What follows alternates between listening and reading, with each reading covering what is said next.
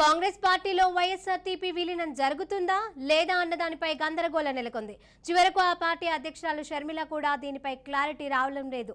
విలీనం జరగకుండా ఎవరు అడ్డుకుంటున్నారన్న దానిపై ఆసక్తి నెలకొంది.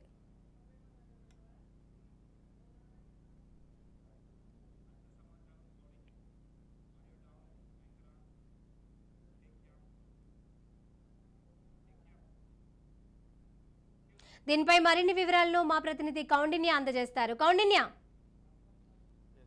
తెలంగాణలో రాజన్న రాజ్యం రావాలని తెలంగాణ రాజకీయాలకు అడుగుపెట్టిన వైఎస్ షర్మిల తెలంగాణ కాంగ్రెస్ పార్టీని కూడా స్థాపించడం జరిగింది. వైఎస్ఆర్టీపీని కూడా స్థాపించడం జరిగింది. తర్వాత ప్రతిరోజు అప్పటి నుండి ఇప్పటి వరకు కూడా తెలంగాణ ప్రభుత్వం, కేసీఆర్ ప్రభుత్వం చేస్తున్న ఇప్పటి వరకు కూడా విమర్శలను కురిపిస్తున్నారు. ప్రతిరోజు కూడా ప్రజల్లో ఉంటూ ప్రజల సమస్యలపై కూడా పోరాటం చేయడం జరిగింది.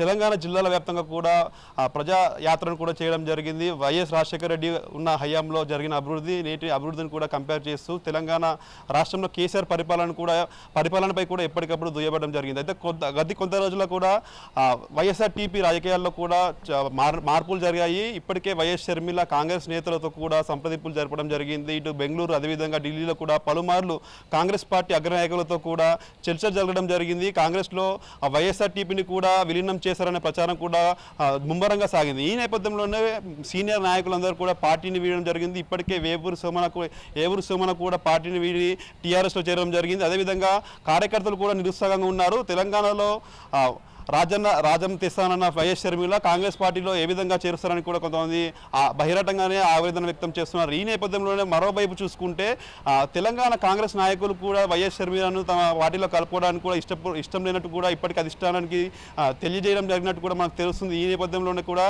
అదేవిధంగా కాంగ్రెస్ పార్టీలో విలీనం తర్వాత వైఎస్ షర్మిలను ఏపీ రాజకీయాలకు కూడా కాంగ్రెస్ పార్టీ వెళ్ళమన్నట్టు కూడా సమాచారం అందుతుంది. దానికి వైఎస్ షర్మిల ససంబిర అన్నట్టు తెలుస్తుంది. ఈ నేపథ్యంలో చర్చలు కొనసాగుతున్నాయి. తాను కేవలం తెలంగాణలోనే కొనసాగుతానని, తెలంగాణ మట్టుకే రాజకీయం చేశానని కూడా ఇప్పటికే వైఎస్ షర్మిల కూడా కాంగ్రెస్ పార్టీ నాయకులకు కూడా తెలిపినట్టు జరుగుతుంది.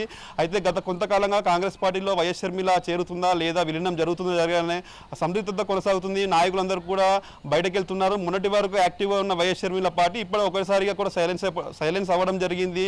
అయితే వైఎస్ షర్మిల నిన్న ప్రెస్ మీట్ పెట్టడం జరిగింది.